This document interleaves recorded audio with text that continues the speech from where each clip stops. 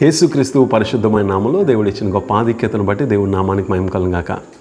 కొన్నిసార్లు దేవుని యొక్క వాక్యాన్ని ధ్యానం చేస్తున్నప్పుడు దేవుని యొక్క మాట చాలా స్పష్టంగా మనతో మాట్లాడుతుంది. దేవుని యొక్క వాక్యం వెల్లడి అవుటతోనే వెలుగు కలుగుతుందట. నిజంగా దేవుని యొక్క వాక్యం మన జ్ఞానాన్ని దయచేస్తుంది. అందుకే దావీదు భక్తుడు అంటాడు, యెహోవా యందు భయభక్తులు కలిగి ఉండుట జ్ఞానమునకు మూలమని. ఈరోజు రెండు విషయాలు మీ ముందు ఉంచాలని నేను ఆశపడుతున్నాను. ఒకటి నాలెడ్జ్, రెండోది విజ్డమ్. మరలా చెప్తున్నాను, జాగ్రత్త విందాం. ఒకటి నాలెడ్జ్, రెండోది విజ్డమ్. నాలెడ్జ్ అనగా తెలివితేటలు, విజ్డమ్ అనగా జ్ఞానం. ఈ రెండిట్లకి వ్యత్యాసం చాలా ఉంటాయి. ఈ లోకంలో చాలా తెలివితేటలు వాడతారు, ఎదగడానికి చాలా తెలివితేటలు వాడతారు. వాళ్ళు నిజాయితీపరులుగా నిరూపించుకోవడానికి చాలా తెలివిగా ఉంటారు. వాళ్ళు ఏ పాపం చేయలేని వారుగా చాలా తెలివిగా మాట్లాడతారు, పాపాన్ని కప్పిపుచ్చుకోవడానికి. కానీ నీ తెలివితేటలు ఏమాత్రం కూడా నిత్యరాజ్యానికి తీసుకెళ్ళవు ప్రియులారా. కానీ జ్ఞానము దేవుడి నుంచే వస్తుంది. ఈరోజు దైవికమైన జ్ఞానాన్ని ఎప్పుడైతే కలిగి ఉంటావో, దైవికమైన జ్ఞానాన్ని ఎప్పుడైతే నువ్వు అనుభవిస్తావో, ఆ జ్ఞానము నిన్ను ఉన్నత శిఖరాల మీద ఉంచుతుంది. అందుకనే దావీదు అంటాడు, యెహోవా యందు భయభక్తులు కలిగి ఉండుట జ్ఞానమునకు మూలము. జ్ఞానం లేకపోతే సమస్తం వ్యర్థమే. అందుకే అంటాడు కదా, నేను పిల్లల్ని పెంచి పెద్దవారిని చేసి తిని వారు జ్ఞానము లేక, యోచన లేక ప్రభువు కొరకే బ్రతకడం మానేసి ప్రభుకే వ్యతిరేకంగా తిరుగుతారట. ఈరోజు నీ జ్ఞానం ఏమైపోతుంది? అందుకే యాకోబు 1వ అధ్యాయం 5వ వచనం అంటది, నీలో జ్ఞానం కొదువుగా ఉంటే నన్ను అడుగుడి. మీలో ఎవరికైనా ఈరోజు జ్ఞానం ఒకటే నిన్ను నిత్యరాజ్యానికి వారసుడిగా చేస్తుంది. జ్ఞానం ఒకటే నిన్ను ఉన్నత శిఖరాల మీద ఉంచుతుంది. దేవుడు మాత్రం ఆ జ్ఞానాన్ని ఇవ్వగలడు. ఈ లోకంలో ఉన్నదంతా కూడా తెలివితేటలే ప్రియులారా. తెలివితేటలు నిన్ను నిత్యరాజ్యానికి తీసుకెళ్ళలేదు. ఈ లోకంలో నిన్ను ఏదో ఒక విధంగా నీ జీవితాన్ని నడిపిస్తుందేమో, కానీ జ్ఞానం మాత్రము నిన్ను క్రీస్తు రాజ్యానికి వారసుడిగా మారుస్తుంది. ఈ రెండు విషయాల గురించి ఈరోజు మీ ముందు ఉంచాలని నేను ఆశపడతాను. యాకోబు రాసిన పత్రికలో మనం చదివినట్లయితే తెలివితేటల గురించి కాదు, కానీ దైవికమైన జ్ఞానము, పైనుండి వచ్చే జ్ఞానం ఎలా ఉంటుందో చూడగలుగుతాం. అప్పుడు ఆ జ్ఞానం కానీ కలిగి ఉంటే మనం నిత్య రాజ్యానికి వారసులుగా అవుతాం ప్రియులారా. ఈ రెండు విషయాల గురించి మనం ధ్యానం చేస్తున్నప్పుడు పైనుండి వచ్చే జ్ఞానము, దైవికమైన జ్ఞానం గురించి మీ ముందు ఉంచాలని నేను ఆశపడతాను. దైవికమైన జ్ఞానము నిన్ను ఎలా మారుస్తుందో, దైవికమైన జ్ఞానము నిన్ను ఎలాగా తీర్చిదిద్దుతుందో చూడడానికి ఇష్టపడదాం. దైవికమైన జ్ఞానము నీ వైఖరిని పూర్తిగా మార్చేస్తుంది. ఈరోజు ఆ దైవికమైన జ్ఞానం నుంచి నువ్వు వైదొలిగిపోతున్నావేమో, ప్రభువుని అడగడానికి ఇష్టపడదాం. ప్రభా, నీ జ్ఞానాన్ని నాకు దయచేయంటే దేవుని వాక్యం చెప్తుంది, అడుగుడి మీకు ఈబడును, వెదకుడి మీకు దొరుకును, తట్టుడి మీకు తీయబడును. ఈరోజు యాకోబు రాసిన పత్రిక 3వ అధ్యాయము 17వ వచనం నేను చదువుతాను, ఒకసారి జాగ్రత్తగా అర్థం చేసుకోవడానికి ఇష్టపడదాం ప్రియులారా. యాకోబు 3వ అధ్యాయము 15వ వచనం, అయితే పైనుండి వచ్చే జ్ఞానము మొట్టమొదట పవిత్రమైనది. చూడండి, దైవికమైన జ్ఞానం పవిత్రంగా ఉంటుంది. కుళ్ళు కుతంత్రాలు ఏమాత్రం కూడా ఉండవండి. కల్మషం లేనిదిగా ఉంటుంది, పవిత్రమైనదిగా, పరిశుద్ధమైనదిగా కనబడుతుంది. ఈరోజు దైవికమైన జ్ఞానం ఒకసారి ఆలోచిద్దాం. పవిత్రంగా ఉంటుందా? పవిత్రంగా ఎందుకు ఉండము తెలుసా? మనం లోకానుసారమైన తెలివితేటలో పాపాన్ని కప్పిపుచ్చడానికి వాడతాం. తెలివితేటలో పాపం లేని వారిగా బ్రతుకుతున్నాం. కానీ దైవికమైన జ్ఞానము పవిత్రంగా ఉంటుందట. ఈరోజు నీ పవిత్రత ఎక్కడైనా కోల్పోతే నీలో దైవికమైన జ్ఞానం కోల్పోయావేమో. దేవుని గురించి బ్రతకడానికి ఇష్టపడదాం. దైవికమైన జ్ఞానము నిత్య రాజ్యానికి వారసుడిగా చేస్తుంది. రెండో విషయము అక్కడ చూసినట్లయితే తరువాత సమాధానకరమైనది, మృదువైనది. చూడండి, మూడో విషయం కూడా అక్కడ కనబడుతుంది. రెండోది సమాధానకరమైనది, మూడోది మృదువైనదిగా ఉంటుంది. ఈరోజు నువ్వు దైవికమైన జ్ఞానం సమాధానంగా వెళ్ళిపోద్ది. అందరితో సహవాసం చేయాల్సిన అవసరం లేదు, కానీ అందరితో సమాధానం ఉండగలిగితే సరిపోద్ది ప్రియులారా. చాలాసార్లు అంటారు, నేను ఎవరితోటి సహవాసం చేయను. సహవాసం చేయమంటలేదు, సమాధానంగా ఉండడానికి ఇష్టపడాలి. రెండిట్లకి వ్యత్యాసం ఏంటి తెలుసా?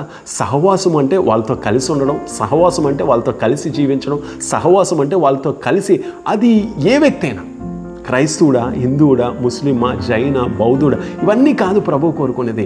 ప్రతి ఒక్కరితోటి సహవాసం చేయొద్దు, సమాధానంగా ఉండడానికి ఇష్టపడదాం. అందుకంటాడు కదా, సమాధానానికి మాత్రం ఆయన కర్త అయి ఉన్నాడు, అల్లరికి ఆయన ఏమాత్రం కూడా కర్త కాదు. నీకు దైవికమైన జ్ఞానం ఉంటే రెండోదిగా సమాధానకరంగా ఉంటాం. చూడండి, మూడోది దైవికమైన జ్ఞానం ఏం చేస్తుందట? మృదువైనది అని దేవుని వాక్యం చెప్తుంది. మృదువుగా ఉంటుంది, కోపపడదు, ఆవేశపడదు, అనాలోచనంగా ప్రవర్తించదు. ప్రతి ఒక్కరితోటి మృదువుగా, ప్రతి ఒక్కరితోటి చక్కగా, ప్రతి ఒక్కరితోటి సమాధానకరంగా, మృదువుగా మాట్లాడుకుంటూ వెళ్ళిపోద్ది. అందుకంటే మృదువైన మాట కోపమును చల్లాంచు, నొప్పించు మాట కోపమును రేపును అని సొలొమోను రాసిన సామెతల్లో కనబడుతుంది ప్రియులారా. ఈరోజు మృదువుగా ఉండలేకపోతున్నాం అంటే దైవికమైన జ్ఞానం ఎక్కడో కొదువైపోయిందేమో. మొదటిగా పవిత్రమైనది లేదా పరిశుద్ధమైనది. రెండోదిగా దైవికమైన జ్ఞానం ఏం చేస్తుందట? సమాధానకరంగా ఉంటుందట. దైవికమైన జ్ఞానము మృదువైనదిగా ఉంటుంది. నాలుగోది అక్కడ చూసినట్లయితే దైవికమైన జ్ఞానము సులువుగా లోబడుచున్నది. సులువుగా లోబడుతుందట. ఈరోజు దైవికమైన జ్ఞానం ఉంటే నీకు ఒబీడియన్స్ వస్తుంది. ఈరోజు ఎంతమంది సంఘాల్లో అవిధేయపరులుగా ఉంటున్నాం, ఎంతమంది సంఘాల్లోని సేవకుల మాట వినకంటున్నాం. అందుకనే సౌలు ఒకే ఒక మాట చెప్తాడు, అయ్యా నువ్వు చెప్పిన ప్రతిదీ చేసేసాను. మొదటి సమూయేలులో ఉంటుంది కదా, సమూయేలు వచ్చి మాట్లాడుతున్నాడు. సమూయేలు అమాలేకుల్ని, పిల్లల్ని, ఎద్దుల్ని, పశువుల్ని ప్రతి ఒక్కదాన్ని హతమార్చమంటే సౌలు తెలివిగా మాట్లాడతాడు, సమూయేలు గారు ప్రైజ్ లార్డ్ అండి, మీరు చెప్పిన సమస్తము నేను చేసేసాను. 17వ అధ్యాయంలో కనబడుతుంది ప్రియులారా. అక్కడ సమూయేలు అంటాడు, మరి నాకు వినబడుతున్న రంకెలు ఎక్కడి నుంచి, నాకు వినబడుతున్న శబ్దం ఎక్కడి నుంచి వస్తుంది? అందుకే ఆ ముందు అధ్యాయంలో అంటాడు, బలులు అర్పించుట కంటే మాట వినుట శ్రేష్టమని. ఈరోజు దైవికమైన జ్ఞానం విధేయతలోకి తీసుకెళ్తుంది.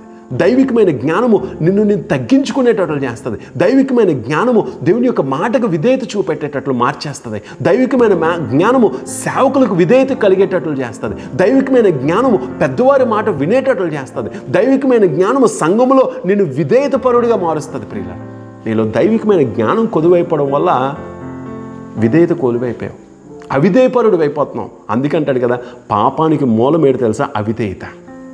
ఈరోజు small disobedience can destroy your whole family. చిన్న అవిధేయత నీ కుటుంబాన్ని సర్వనాశనానికి నడిపించేస్తుంది. ప్రియులారా, మర్చిపోకు. 4 విషయాల్ని మనం అర్థం చేసుకోగలిగితే 5వ విషయము దైవికమైన జ్ఞానం ఏం చేస్తుందట? మొదటిది మరలా చెప్తున్నాను, పవిత్రమైనది, సమాధానకరమైనది, మృదువైనది, సులువుగా లోబడినది, కనికరముతో మంచి ఫలముతో నిండుకొని అన్నది. 5వది కనికరంతో మంచి ఫలాలతో నిండుకొని. కనికరం చూపెడదాం. అందుకే ఆ God is a God of compassion అని పిలుస్తాం.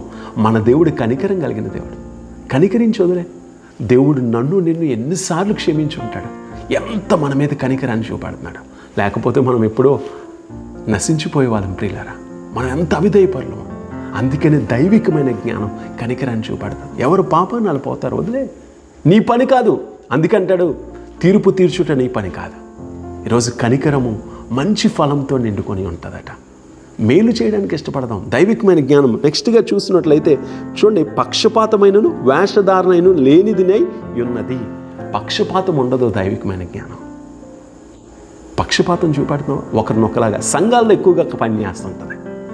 కొంతమంది ఏమో బాగా ధనం ఉన్నవారని వాళ్ళు మాత్రమే మాట్లాడుకుంటారు. లేకపోతే కొంతమంది ధనములోని లేకపోతే దేవుని పనులు ఎక్కువగా పాల్గొంటే వీళ్ళు చులకనగాను. దైవికమైన జ్ఞానం పక్షపాతం ఉండదట.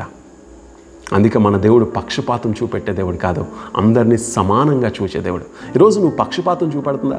అందుకనే సొలొమోను రాస్తా అంటాడు, ధనం ఉంటే అందరూ స్నేహితులేట, దరిద్రుడికి ఎవరు స్నేహితులు అంటారు.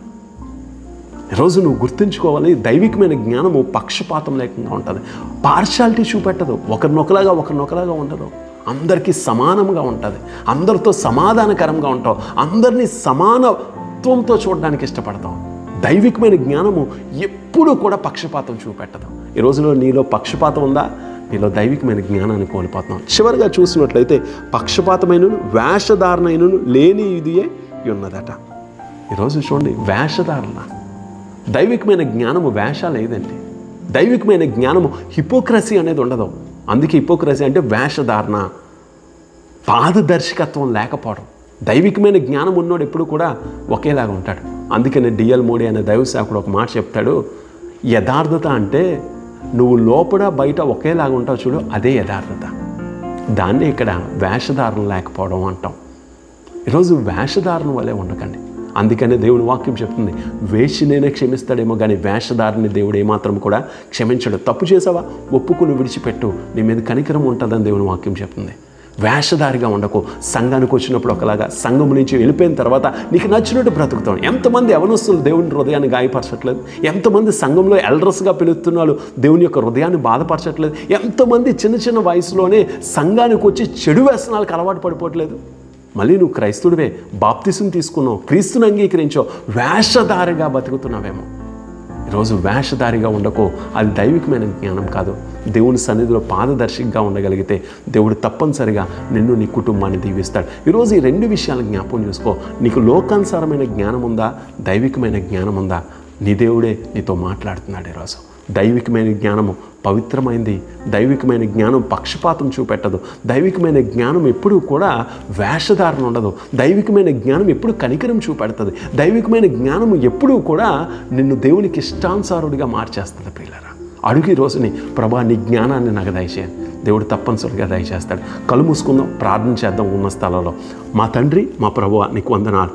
నిజంగా ఈ యొక్క కార్యక్రమాన్ని వీక్షిస్తున్న ప్రతి ఒక్కరి కుటుంబాల్లో నీ జ్ఞానము పనిచేయను గాక. నీ జ్ఞానం పవిత్రమైందని దేవుని వాక్యం చెప్తుంది. నీ జ్ఞానం మృదువైనది ప్రభా. నీ జ్ఞానం వేషధారణ కాదు. నీ జ్ఞానం ఎప్పుడు కూడా పక్షపాతం చూపెట్టదు. నీ జ్ఞానాన్ని కలిగి ఉండగలిగే ప్రజలుగా మేము, మా సంఘాలు, మా కుటుంబాలు ఉండులాగున సహాయం దయచేయమని అడగచ్చు. నీకే మహిమ, ఘనత, ప్రభావాలు చెంచు. ఈ యొక్క ఆన్లైన్ ద్వారా ఈ కార్యక్రమాన్ని వీక్షిస్తున్న ప్రస్తుత కుటుంబాలన్నింటినీ దీవించి ఆశీర్వదించమని, ప్రతి కుటుంబాల్లో దైవికమైన జ్ఞానం పనిచేయనుగా కనొప్పుకుంటూ యేసు నామములో అడిగి వేడుకొంచున్నాము తండ్రి. ఆమేన్. God bless you. దేవుడు మనందరినీ దీవించును గాక.